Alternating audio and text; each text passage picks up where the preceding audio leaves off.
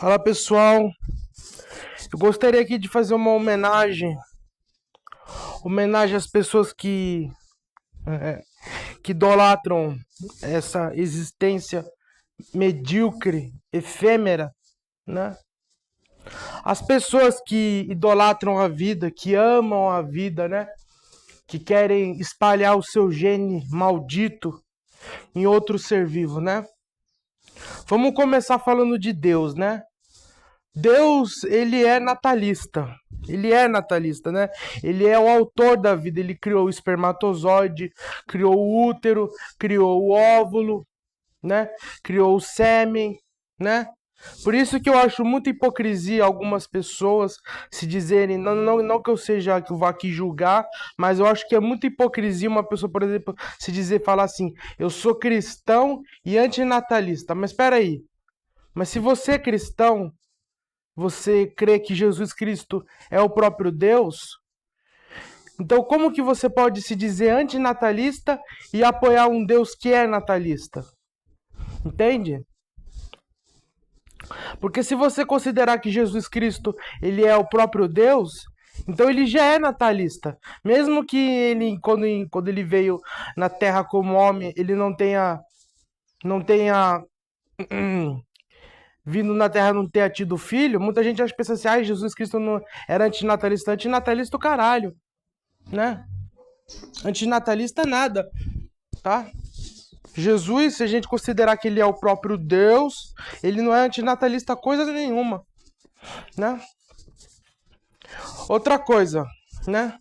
É muita hipocrisia uma pessoa se dizer, se a pessoa fala assim, ah, eu sou religioso, eu sou evangélico e eu sou antinatalista. Então você tá dizendo, então você tá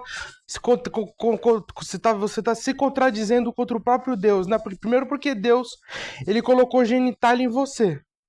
Ele programou você geneticamente para você ter filho, né? Se você não utilizar nenhum método anticoncepcional, né, não tomar pílula, não usar camisinha, você vai engravidar a mulher, você vai adquirir doenças. Então, Deus ele já te programou geneticamente para você ter filho. Então, quando você fala assim, colocar filhos no mundo é errado, você automaticamente você está dizendo, Deus cometeu um erro. Porque pensa comigo, como é que você pode ser antinatalista e apoiar a Deus, que é o criador da natalidade? Porque Deus ele criou a natalidade, ele criou o sêmen, o pênis, a vagina, ele criou, né? Então quando você diz assim que colocar, então pense comigo, se você acha que colocar filho no mundo é errado, então você está dizendo que Deus cometeu um erro. Porque Deus ele é pai, ele é criador. Então é muita hipocrisia uma pessoa se dizer cristã, evangélica e antinatalista. Porque aí você está sendo contra o próprio Deus. Você está sendo como se você, se pensa comigo, você diz o seguinte, colocar filho no mundo é errado. Colocar filho no mundo é errado, mas é exatamente isso que Deus faz. A todo momento, Deus, ele gera uma nova vida. Ele sopra espírito numa nova vida. Deus, ele é pai, né? Então esse papo de que, eu sou antinatalista cristão, antinatalista evangélico, isso daí é hipocrisia. Se você é antinatalista, você tem que ser contra o próprio Deus. Porque se você entende que a vida é sofrimento, que era melhor nunca ter existido, você tem que ser contra o Deus, você tem que ser contra, você tem a obrigação de ser contra o próprio Deus. A não ser que você seja um antinatalista hedonista. O que é um antinatalista hedonista? É aquele cara que não quer ter filho, mas ele não tem nada contra quem tem filho. Ele não tem nada, ele gosta dos. Ele ama os seus progenitores. Ele não tem nada contra quem não quer ter filho.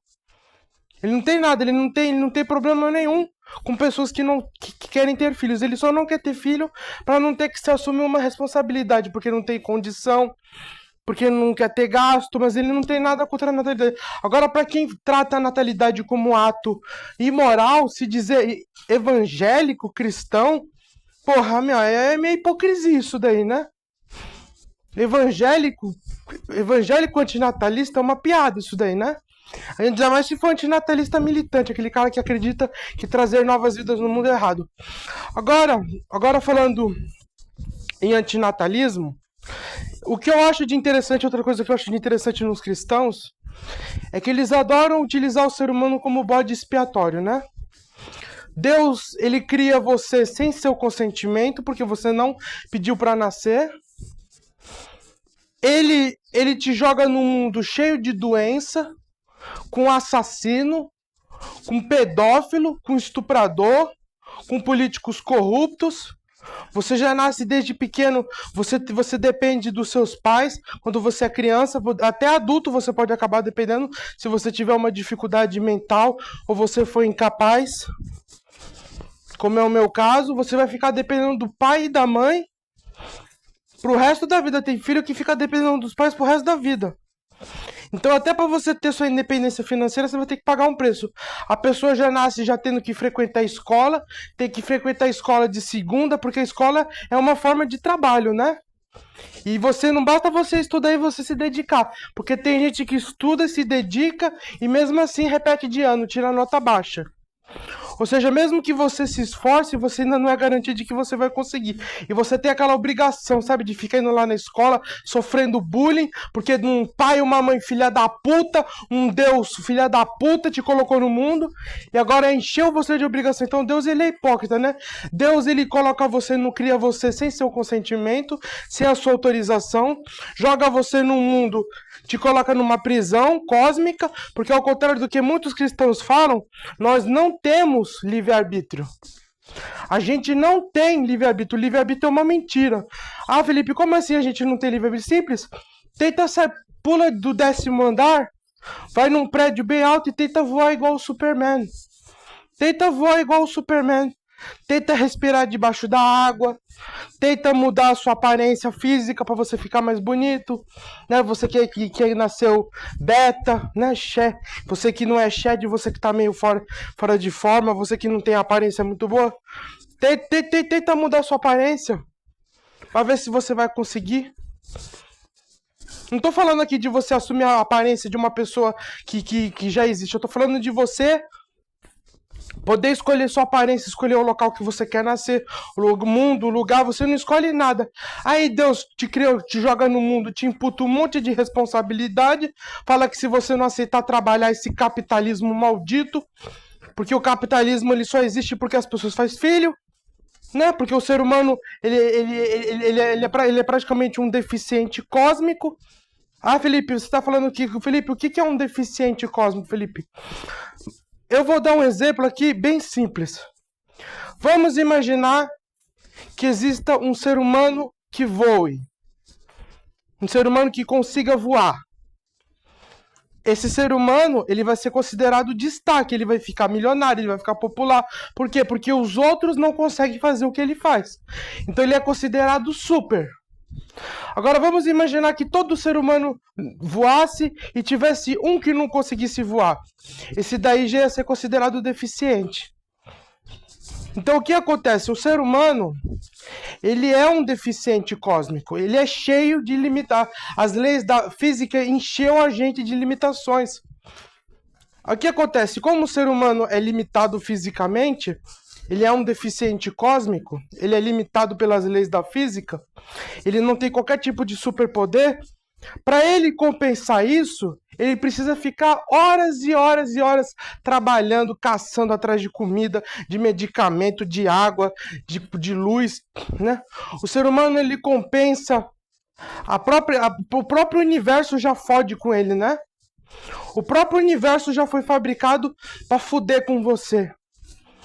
Porque pense comigo. O universo encheu os seres vivos de limitação, né? O ser humano, para conseguir uma comida, ele tem extrema dificuldade, né? A própria lei da física já fode com você, né? Então, se você for parar para analisar, o próprio universo já fode com você. Porque o ser humano já nasce cheio de limitações físicas. O ser humano não consegue materializar objetos, não consegue materializar comida. Para ele conseguir uma comida, ele tem que se matar. A natureza não entrega casa, comida e água de graça. Você tem que ficar lá trabalhando e você mesmo não tem condição. O que acontece? As pessoas elas têm consciência disso e vai lá e põe filho no mundo. Ou seja, seria a mesma coisa de você ter uma doença, uma deficiência, né? Você sofrer de alguma deficiência, você passar essa deficiência para outro ser vivo e depois você cobrar pelos tratamentos. Eu te pergunto, será que é justo isso? Uma pessoa que não pediu para nascer, que não consentiu o seu nascimento, ter que ficar trabalhando igual um escravo, segunda, terça, quarta, quinta, sexta. Tem gente que trabalha até de sábado em escala 6x1, um emprego que não gosta. Tudo isso sendo que ele não pediu para nascer, ao mesmo tempo que o governo também proíbe a eutanásia. Se você quiser tirar sua própria vida, você quiser se churrascar, você vai ter que recorrer a métodos perigosos, como por exemplo se envenenar, se tomar veneno, pular de lugares altos, se enforcar. Não tem um método indolor que a pessoa morre sem sentir dor, né?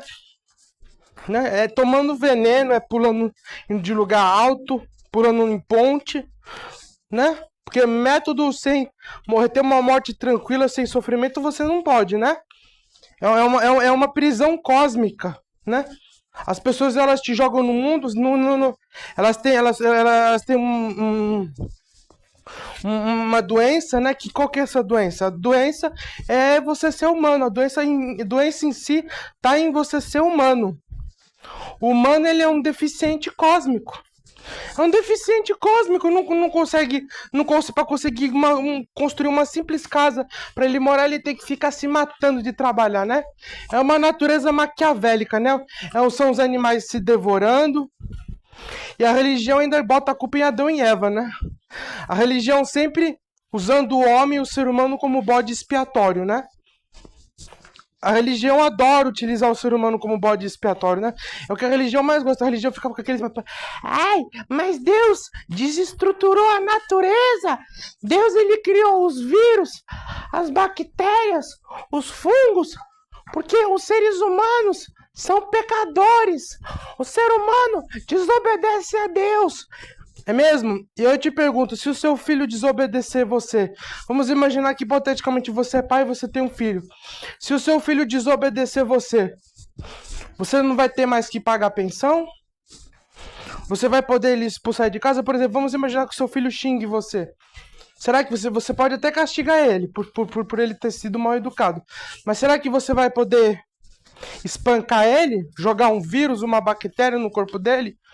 Colocar ter um outro filho que você sabe que vai virar um assassino e vai matar vai matar o primeiro filho, ou seja, você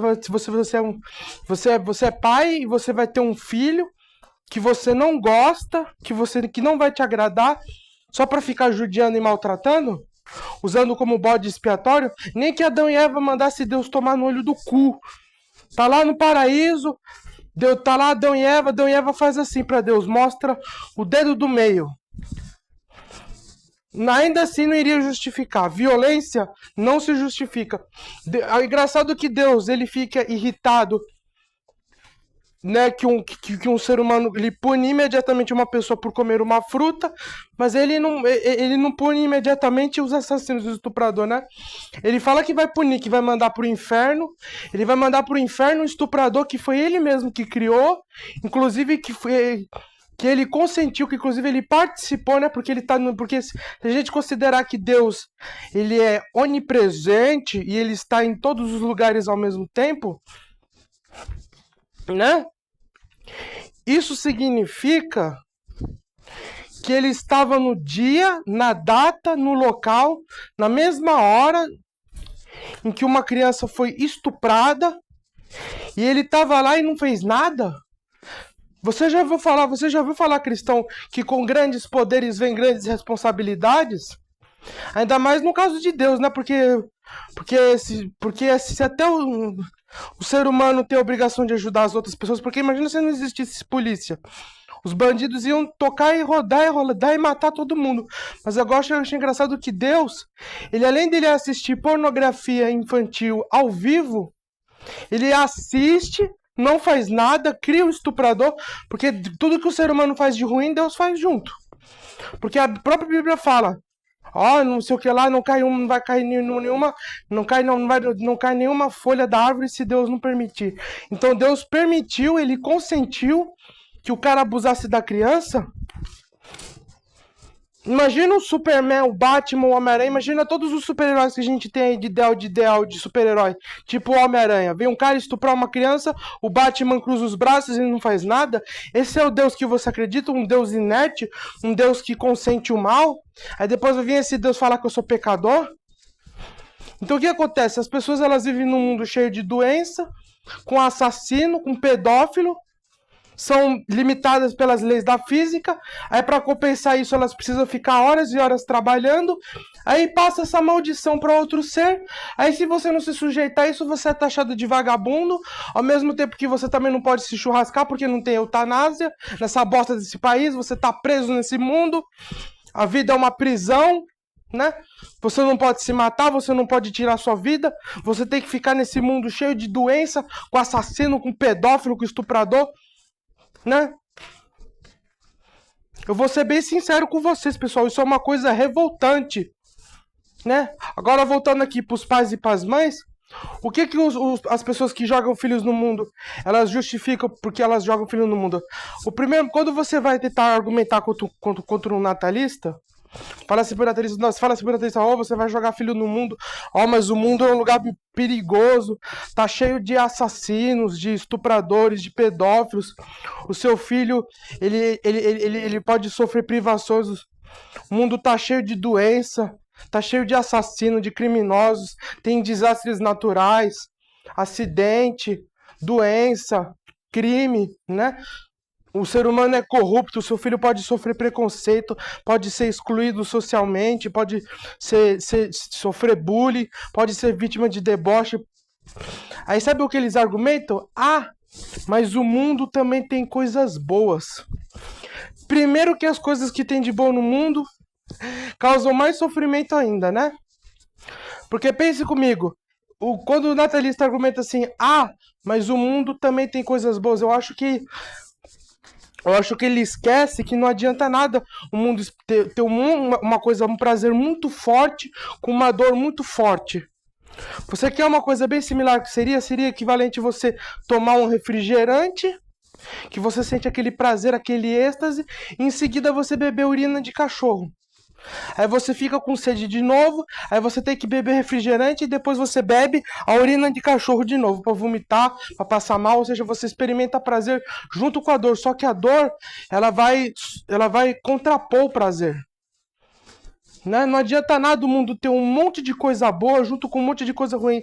E é importante ressaltar que todo o prazer que existe no mundo é pago. Os prazeres que existem na vida são pagos. O sexo é pago, né? Se você não pagar, você vai ter que conquistar a mulher e casamento você também gasta, viu? Casamento você tem gasto. Você gasta com a esposa, então para quem acha que casamento tá pensando em casar achando que vai ter sexo de graça, tá muito enganado. Não. Então, o sexo é pago, a comida é paga, a televisão é paga, e como é cara, se você quiser ter uma televisão boa, o celular também é caro, o computador também é caro, né? O salário mínimo não chega nem a R$2.000. Você trabalhar, principalmente aqui no Bostil, porque o Brasil é uma bosta. País de terceiro mundo, e os caras procriando, né? Fazendo mais filho, espalhando o legado de miséria, de sofrimento, de injustiça. E veio com esse papo furado, mas o mundo também tem coisa boa. Tá bom, a morte também tem coisa boa. Você sabia que na morte também tem coisa boa? Tem coisa boa na morte. Tem coisa boa. Sabe qual é a vantagem de estar morto? Morto você não sofre. Na morte você não sofre. Aí você vai falar assim, mas na inexistência, na morte você não sofre, mas você não experimenta prazer. Mas não experimentar prazer para um ser inexistente, morto, é totalmente indiferente. Né? Porque o inexistente, ele não sente falta do prazer. Ou seja, a inexistência, ela não faz mal a ninguém. Não existe nenhum problema em a pessoa não nascer. Né? Porque a pessoa que está inexistente, ela não precisa do prazer. Você já viu algum objeto morto? Ou algum objeto morto? Objeto morto, por exemplo, poderia citar o exemplo de uma cadeira. A cadeira, ela é um objeto sem vida.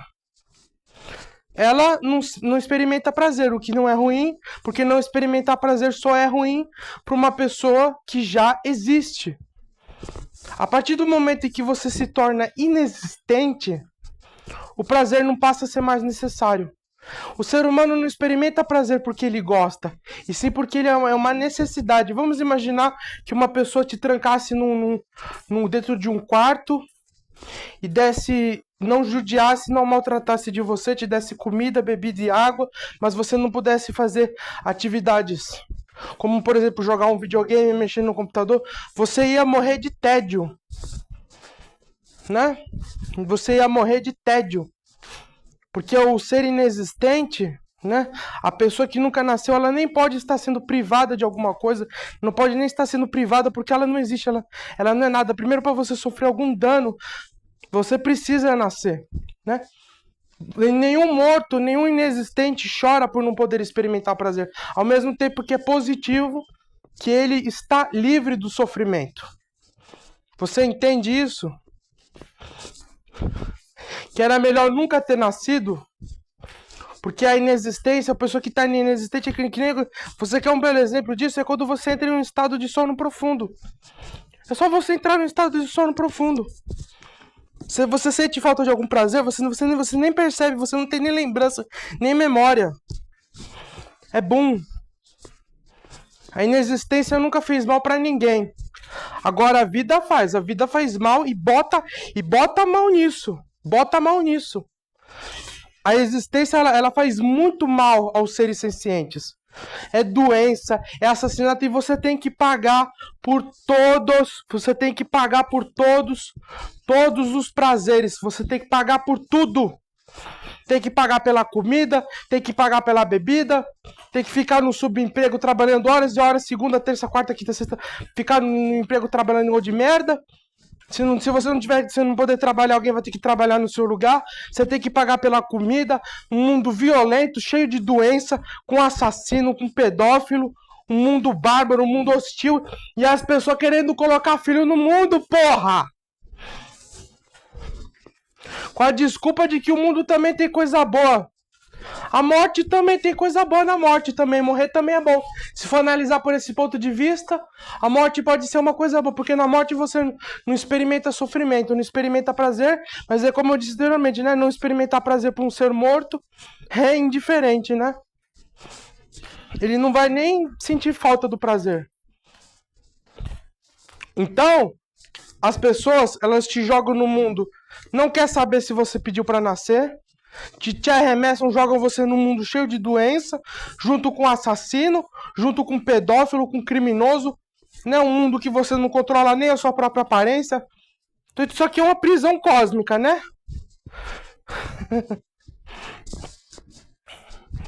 Então primeiro que...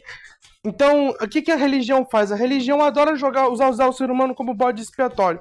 Ai, mas primeiro que Deus, ele não tem moral nenhuma para julgar nenhum ser humano, ele não tem moral para julgar o diabo. Porque se você perguntar para cada ser vivo que existe no universo e perguntar, você pediu para nascer, você consentiu o seu nascimento, e Deus não precisa nem perguntar, porque Deus, ele já sabe quem vai querer nascer e quem não vai querer nascer. Né? E Deus, ele cria uma pessoa sabendo que ela não ia querer nascer, ou que ela ia futuramente não ia desejar a morte, e mesmo assim vai lá e cria. Então Deus, ele não precisa nem perguntar, Deus, ele já sabe se a pessoa vai querer nascer ou não. Ele foi lá, o que ele fez? Ele foi lá e criou.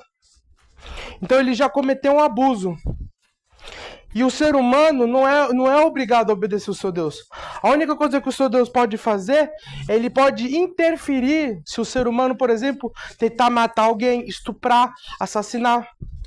Mas agora, se o diabo e o homem xingar Deus, Deus, ele não pode punir a pessoa. As pessoas, o ser humano não é marionete, não é porque Deus, quando ele criou a humanidade, ele não estava fazendo um favor para ninguém, porque ninguém aqui pediu para nascer. Deus, ele criou o mundo porque ele quis, por livre e espontânea vontade dele mesmo.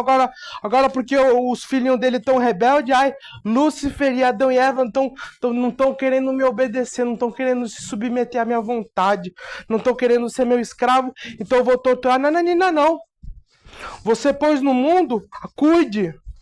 Você sabe qual é o problema de Deus? É que Deus é o famoso papai e mamãe criou pro mundo.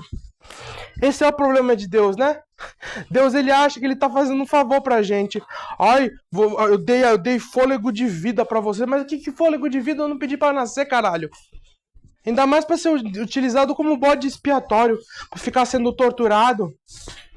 Que favor é esse?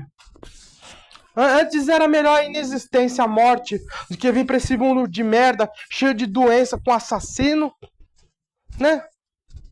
Porque a religião romantiza a vida, trata a vida como se a vida fosse um presente, presente do caralho, presente da puta que te opariu. Vamos combinar? Que presente aqui é o caralho? Ainda tem gente que até argumenta que fala que vai ter filho, porque não vai ter com quem cuidar dele na velhice.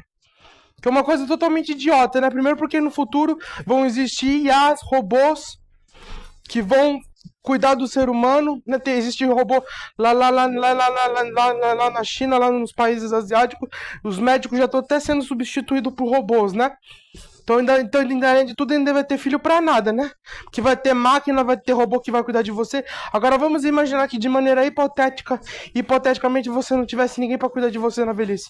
Porra, você não acha que é muito individualismo, um individualismo, quer dizer, você vai condenar uma pessoa à velhice, à morte, ao sofrimento, só pra você ter um cara pra limpar sua bunda quando tiver todo velho, todo fudido, achando que o seu filho... Então isso daí é um ato de puro individualismo, de puro egoísmo, né? É um ato egoísta, né? A pessoa não vai ter filho porque ama o filho, porque quer cuidar do filho, porque tem alguém pra amar. Ela quer ter um cara pra ela se beneficiar na velhice, pra limpar o rabo dela, pra limpar a bunda dela. É de um individualismo do caralho, né? É de um mau caratismo. Se é que existe essa palavra, né? Se estiver errado aí, vocês me corrijam. Mas é de um mau caratismo do caralho, né? Eu vou ter filho porque não vai ter quem cuidar de mim na velhice. Mas você não vai pensar no sofrimento do seu filho? Você vai molestar uma pessoa, você vai obrigar a pessoa a ter a sua aparência, a ter a sua genética, só pra você ter um escravo na velhice? Pra ficar limpando tua bunda, todo velho, todo fudido, e o filho vai ter que ficar lá cuidando do pai e da mãe, os pais tudo fudido, né? Sabe qual é o nome disso? Isso teu nome se chama individualismo. Primeiro, amigo, que se você tá velho, já é sinal de que você já tá preparado pra morrer, amigo. Você vai morrer, não adianta você querer. Se você tá velho, amigo, você vai ter que sofrer uma eutanásia. Se você não tem mais condição de se virar, de trabalhar, de conseguir comida, isso significa que você já tá morrendo. É sinal de que a morte já tá vindo te buscar. Não adianta ficar querendo ficar explorando o filho pra ficar velho, todo fudido, pai ter que ficar limpando a bunda do filho, o velho lá todo cagado de cadeira de rodas, e o filho tá lá tendo que ficar limpando a bunda do pai. Pai fuder com a vida do filho, jogar tudo isso pro cara se beneficiar. Ou seja, o cara tem filho por puro egoísmo, não é ter filho porque ama o filho, porque quer cuidar, ele quer ter filho porque ele quer ter um escravo na velhice. Você sabe qual é o nome disso? Individualismo, mau caratismo, canalice, uma pessoa egocêntrica. Então pense nisso. E outra coisa, antinatalista evangélico. Eu sou antinatalista militante. Eu acredito que Deus é mal, viu? Mas eu acredito que eu não acredito não. Eu acredito que eu falo que colocar filho no mundo é uma coisa errada, mas eu apoio Deus. Eu apoio o Jeová, eu apoio o Demiurgo, viu? Porque ao contrário do que muitos gnósticos babaca, porque tem muito gnóstico aí que fica achando que o Demiurgo não é Deus, que na verdade o Demiurgo é o Deus do Antigo Testamento. Essa questão do gnosticismo, né? Que eles falam que o Deus do Antigo Testamento é um Deus que foi criado, né? Que ele foi projetado por Sofia, né? que eu não sei, se eu não me engano, eu sei pouco de gnosticismo, mas em tese, basicamente, o gnosticismo é isso. Existe um Deus superior que tinha uma outra deusa, não sei se era deusa ou era serva, que tinha uma tal de Sofia, que tentou criar um deus. Aí esse deus ele se corrompeu, ele se tornou ignorante, ele se tornou um demiurgo, ou seja, troca totalmente os papéis, né? Agora Deus virou o diabo e o diabo virou Deus, né? Não muda nada, é a mesma coisa do cristianismo. Aí eu te faço uma pergunta para você que é gnóstico. Se o Deus verdadeiro é mais poderoso que o demiurgo, do Deus, essa é uma pergunta que eu vou fazer para os gnósticos. Se o Deus poderoso, o Deus todo-poderoso, o que não é o Deus do Antigo Testamento, que seria o Deus supremo, Deus poderoso, se ele é mais poderoso que o demiurgo, por que ele deixa o demiurgo oprimir a gente? Ah, porque a gente tem que aprender para evoluir, aprender a evoluir através da tortura? Aprisionar a gente num mundo cheio de doença com o diabo. O gnosticismo, ele trocou, o diabo virou Deus e Deus virou o diabo. É a mesma coisa, a mesma merda do cristianismo, né? Né? Né? Mesma coisa, né? Então o gnosticismo é outra bosta, é outra merda, né? A única diferença é que agora o Deus do Novo Testamento é bonzinho, mas Deus continua sendo natalista, continua sendo criador. Então, e primeiro que Jesus não é inimigo do demiurgo, né? Ele é aliado do demiurgo, né? Porque Jesus falou assim, se vocês creem de mim, não pense que eu vim anular a lei, eu vim cumprir a lei. Ah, se vocês acreditam em Moisés, vocês também acreditam em mim. Porra, meu. Jesus, caralho. Jesus tá assim, ó, com o demiurgo, ó. Né? Jesus não é inimigo do demiurgo. Deus é o próprio demiurgo. Né? Esse papo de que tem um Deus superior, ó, que tem um Deus bonzinho, um Deus malvadinho, e o Deus malvadinho é mais fraco, mas o Deus bonzinho... A não ser que haja uma dualidade, né? Os deuses têm a mesma força, o mesmo poder. Então, vai cair naquele problema do paradoxo de Epicuro, né? Então,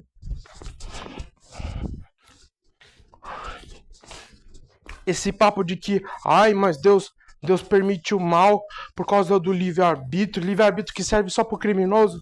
Esse é outro argumento que os cristãos costumam utilizar, né? Que Deus permite o mal, que o mal é consequência do livre-arbítrio. Livre-arbítrio de quem? Só do criminoso? Cadê o livre-arbítrio da vítima? O cara decide estuprar a criança, mas a criança nunca ser estuprada. De quem é que vai prevalecer o livre-arbítrio? É que o mal é consequência da liberdade da escolha humana. Mas liberdade de quem? Só do criminoso? Você acha que a vítima está escolhendo alguma coisa? Porque o livre-arbítrio do criminoso vai superpujar o livre-arbítrio da vítima. Que aí vai prevalecer a liberdade de quem? Do criminoso? Do bandido? Então esse é um outro argumento idiota que os religiosos gostam de usar. Argumento imbecil, né? Infantil, né? Porque seria a mesma coisa de um policial deixar de roubar, deixar o bandido matar e roubar, porque o bandido escolheu roubar e matar. Mas cadê? Mas aí, como é que ficou o livro? Você já ouviu falar que a sua liberdade sua liberdade acaba quando começa do outro? Eu acho que o cristão nunca ouviu falar nessa palavra. Sua liberdade acaba quando começa do outro, amigo. Não tem essa coisa de livre-arbítrio. Livre-arbítrio só pro bandido? Só pro assassino, pro criminoso, pro estuprador? Que livre-arbítrio é esse? Então, nesse caso, então, o bandido também tá te dando livre-arbítrio. Ou passa a grana ou morre. Ou me adora ou eu te condeno pro inferno. Né? Me adora ou eu te mando pro inferno. Esse é o livre-arbítrio. Então é isso, pessoal. O vídeo vai ficando por aqui. Até a próxima. Valeu, falou.